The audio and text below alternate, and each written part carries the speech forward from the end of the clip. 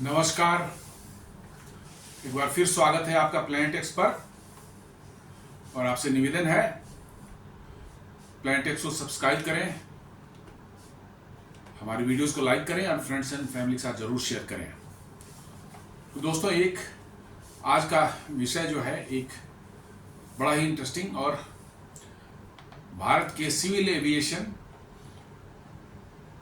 के उस क्षेत्र में जो है एक बहुत बड़े प्रोजेक्ट के बारे में बात करने जा रहा हूं।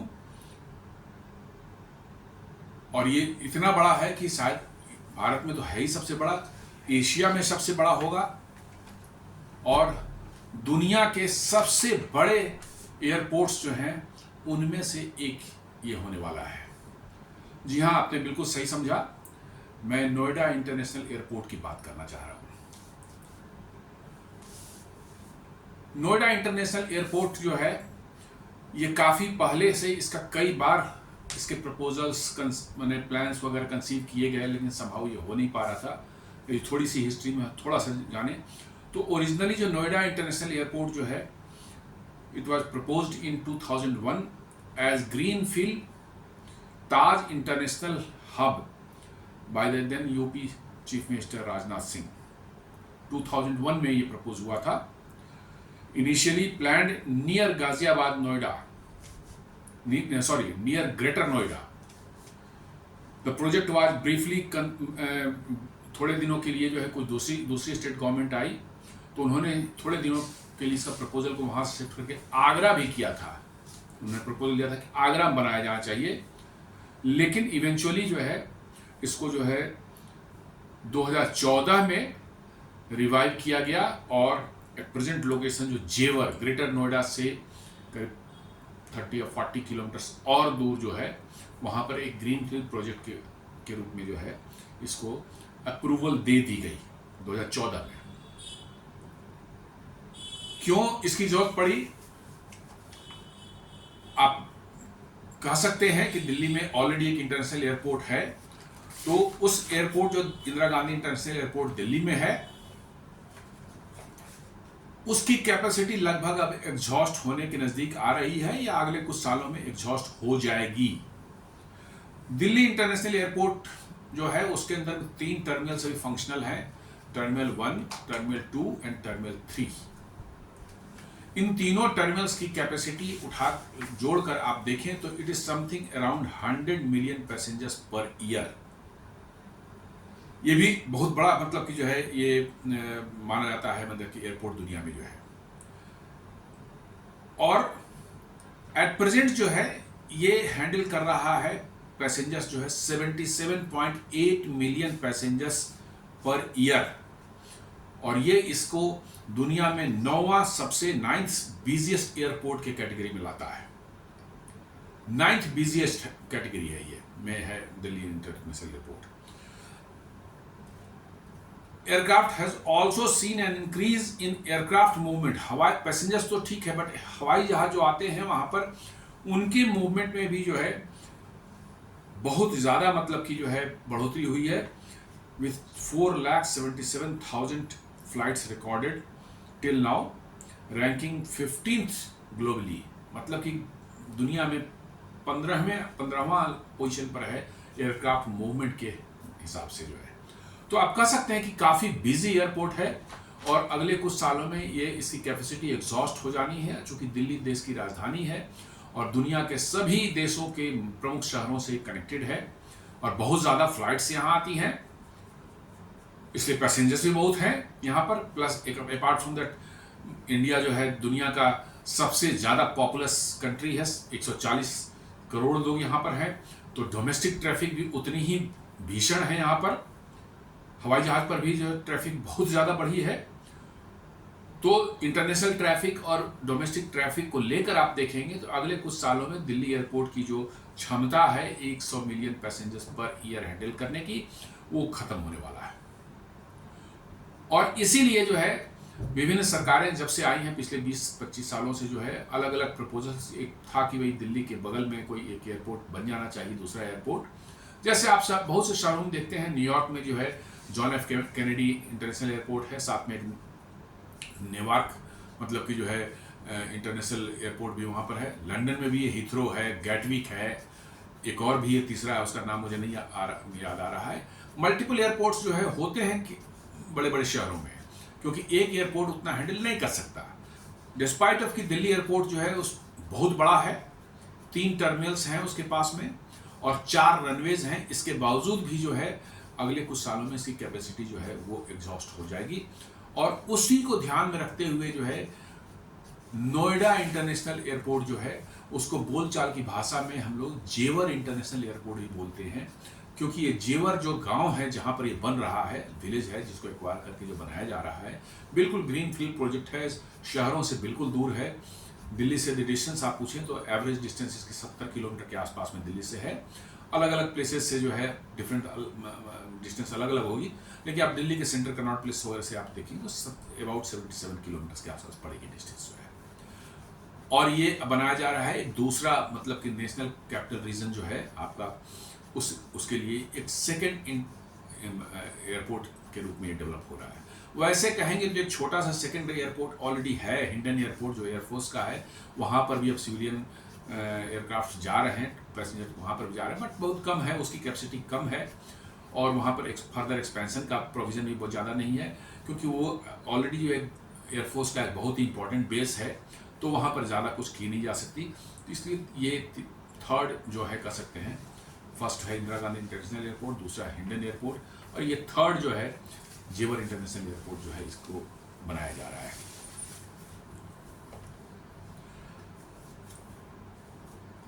यूनियन गवर्नमेंट ने जो इसको जो है अप्रूव कर दिया प्रोजेक्ट को 2015 में, और मिनिस्ट्री ऑफ सिविल एविएशन ने इसको in principle approval they the UP government को, उत्तर प्रदेश गवर्नमेंट को, टू बिल्ड द एयरपोर्ट, और ये अप्रूवल मिली उनको 2018 में। प्रधानमंत्री नरेंद्र मोदी ने जो है इसका फाउंडेशन स्टोन भी फर्स्ट फेज का रख दिया, इसको किया, वो हुआ आपको 25 नवंबर 2021 को, मतलब 25 नवंबर 2021 को जो फाउंडेशन स्टोन प्रधानमंत्री ने उसका रख दिया।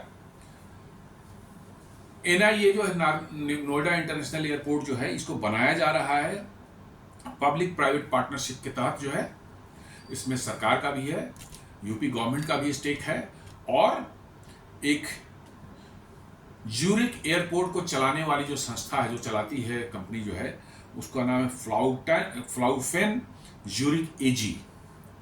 ये ज्यूरिक एयरपोर्ट को ऑपरेट एंड मेंटेन करती है। इसने वो टेंडर जीता, कॉन्ट्रैक्ट जीता, और इसको अवार्ड किया गया ये एयरपोर्ट को बनाने और अगले 40 साल तक चलाने का के लिए जो है।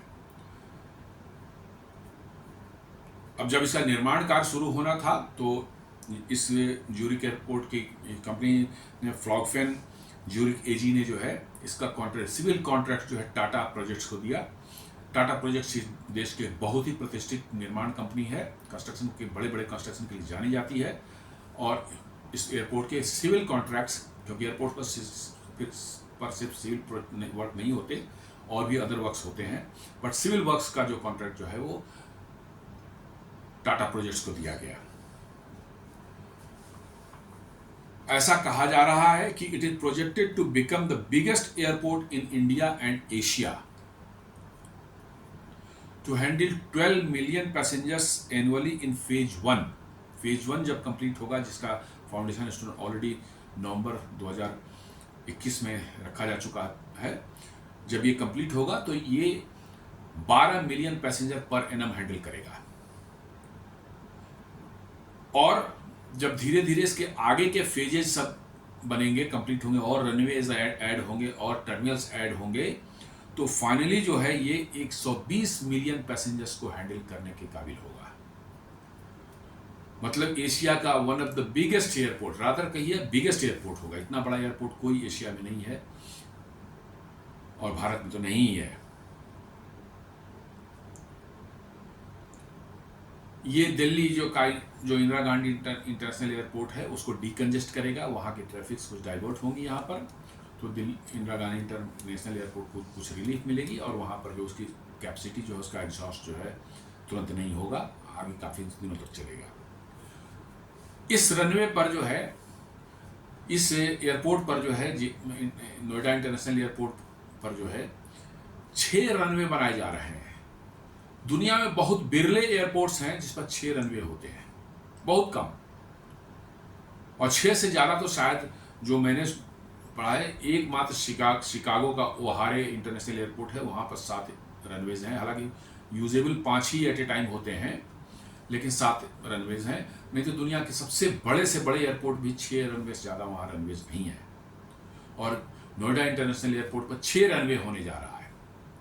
तो ये बहुत बड़ा एक एयरपोर्ट होगा और large number of aircraft air movements को हैंडल करेगा और एक्सट्रीमली लार्ज 120 मिलियन पैसेंजर्स को हैंडल करने की कैपेसिटी इसकी एनुअली होगी। इस रनवे पर इंस्ट्रूमेंट लैंडिंग सिस्टम जो है कैट 3C वर्जन का लगाया जा रहा है, जो एयरक्राफ्ट को वर्चुअली जीरो विजिबिलिटी कंडीशन में भी उतरने की काबिलियत देता है। मतलब बिल्कुल कुछ नहीं दिख रहा हो, एकदम जीरो विजिबिलिटी है, तभी एयरक्राफ्ट जो है लैंड कर सकते हैं और टेक ऑफ कर सकते हैं, because of the CAT 3C instrument landing system का जो यहाँ इंस्टॉल किया जा रहा है।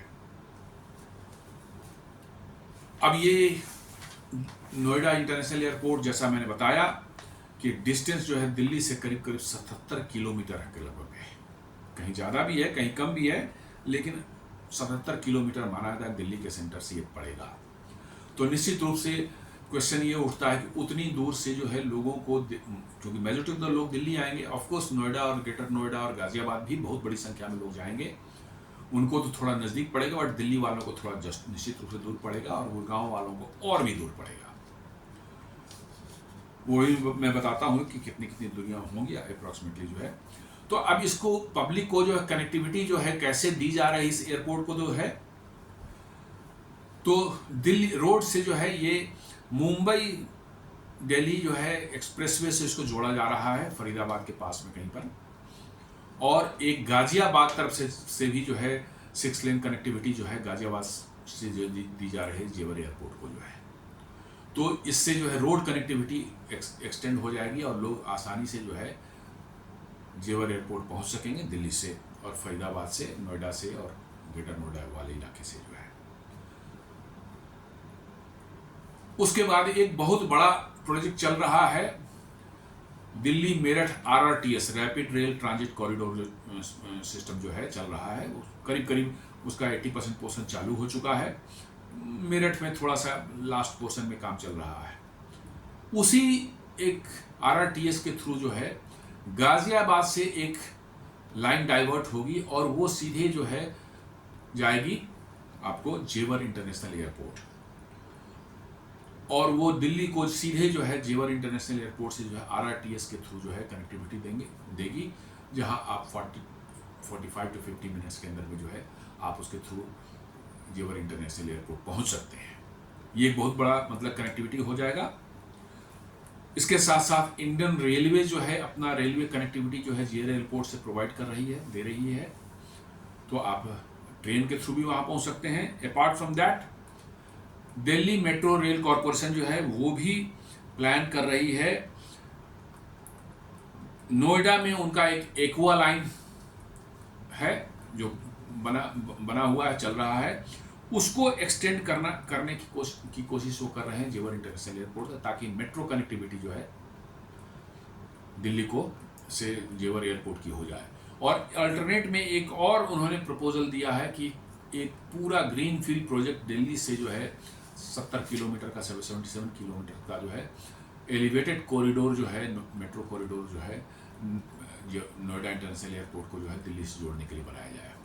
ये दोनों यदि बन जाएंगे और RRTS बन जाएगा तो समझ लीजिए कि वहाँ पर पहुँचने में 40 से 50 मिनट नहीं लगेंगे, ज़्यादा नहीं लगेंगे। अब आप देखना चाहें कि डिस्टेंस कितना पड़ता है दिल्ली के अलग अलग भागों से जो है, तो इंदिरा गांधी इंटरनेशनल एयरपोर्ट से करीब करीब 72 किलोमीटर पड़ता है, नोएडा से जो है 60 किलोमीटर पड़ता है, ग्रेटर नोएडा से करीब 40 किलोमीटर पड़ता है, आगरा जो है जो कि इंटरनेशनल टूरिस्ट प्लेस है, बहुत से इंटरनेशनल टूरिस्ट वहाँ आते हैं आगरा, वहाँ से करीब 130 किलोमीटर पड़ता है। देन फरीदाबाद जो एक इंडस्ट्रियल टाउनशिप है, वहाँ से जो है 53 किलोमीटर से है करीब करीब। गुड़गांव से ये थोड़ा ज़्यादा है, 80 किलोमीटर्स है। गाजियाबाद से करीब 75 किलोमीटर है और अलीगढ़ से जो है ये 65 किलोमीटर्स है। तो दिल्ली से कनेक्टिविटी तो ऑलरेडी बता दिया आपको। इन सब जगहों से जो है आप दिल्ली के थ्रू जो है जेवर इंटरनेशनल एयरपोर्ट पर निश्चित रूप से पहुंच सकते हैं। तो ये एक इंडियन एविएशन हिस्ट्री में एक बहुत बड़ा प्रोजेक्ट है, आई थिंक बिगेस्ट प्रोजेक्ट है।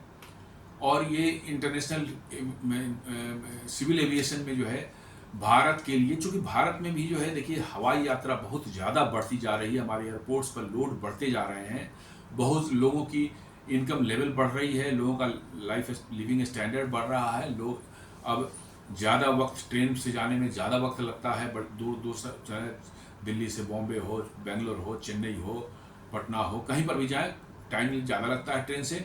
लोग उतना टाइम नहीं देना चाहते क्योंकि बिजनेस के सिलसिले में या और डिफरेंट काम से जो है जल्दी पहुंचना चाहते हैं। और चूंकि इनकम लेवल बढ़ गया है तो नेचुरली है कि वो हवाई यात्रा को अफोर्ड कर सकते हैं। तो ट्रैफिक डे बाय डे बहुत बढ़ती जा रही है। ऐसा प्रोजेक्ट किया जा रहा है कि अभी जो ऑर्डर्स दिए हैं एयर इंडिया और इंडिगो ने, अभी करीब करीब 700 या 800 प्लेन हवाई जहाज तो भारत में सभी ऑपरेटर्स जो हैं उनके पास में है। ये सिर्फ इन दो ऑपरेटर्स एयर इंडिया और इंडिगो ने ही मिलकर के करीब 1000 से ऊपर हवाई जहाज का ऑर्डर दिया है, बोइंग और एयरबस को। तो इतने हवाई जहाज आने पर इनकी पार्किंग की व्यवस्था और इतने हवाई जहाज के जब फ्लाई करेंगे अपने फ्लाइंग टाइम में जो है, तो उनके टर्मिनल पर रुकने की व्यवस्था, टर्मिनल से कनेक्ट होने की व्यवस्था, इन सबों के लिए जो है आपके जो एग्जिस्टिंग एयरपोर्ट्स हैं वो धीरे धीरे उनकी कैपेसिटी एग्जॉस्ट होती जा रही है। आप कहीं भी देख लें, मुंबई में भी एक नवी मुंबई इंटरनेशनल एयरपोर्ट बनाया जा रहा है। इवन पटना में भी जो है बेटा में एक इंटरनेशनल एयरपोर्ट बनाया जा रहा है। बेंगलोर में अभी कुछ साल पहले ही एक नया बन के तैयार हुआ है। हैदराबाद में एक नया बन के तैयार हुआ है। चेन्नई में भी एक नया इंटरनेशनल एयरपोर्ट बनाने की कोशिश की जा रही है because of the continuously growing load of the air passengers. जैसे जैसे आपके देश की अर्थव्यवस्था बढ़ेगी, लोगों का इनकम लेवल हाई होगा, हवाई यात्रा जो है उसमें भयंकर इजाफा होने वाला है। तो आपको कैपेसिटी चाहिए, एयरपोर्ट में पर कैपेसिटी चाहिए और वो कैपेसिटी ही धीरे धीरे बनाने की कोशिश की जा रही है। उसी एफर्ट में सिलसिले में जो है ये एक बहुत बृहद एयरपोर्ट जो है जेवर के पास में जो है बनाया जा रहा है, जिसको नोएडा इंटरनेशनल एयरपोर्ट कहा जाता है। तो मैंने कोशिश की एक जस्ट ब्रीफ ओवरव्यू देने की इस इंटरनेशनल एयरपोर्ट की, और इसकी क्या विशेषता रहेगी और क्यों इसका मतलब इसकी जरूरत पड़ी और कैसे ये बनाया जा रहा है और कैसे ये फायदा देगा हमारे लोगों को, जो है देश के लोगों को जो है। इस पर एक छोटी सी मतलब जो है एक विश्लेषण किया है। उम्मीद करता हूं कि आपको जो है ये विश्लेषण पसंद आया होगा और आप हमारे इस वीडियो को लाइक करेंगे, चैनल को सब्सक्राइब करेंगे और अपने फ्रेंड्स एंड फैमिली के साथ शेयर जरूर करेंगे। धन्यवाद।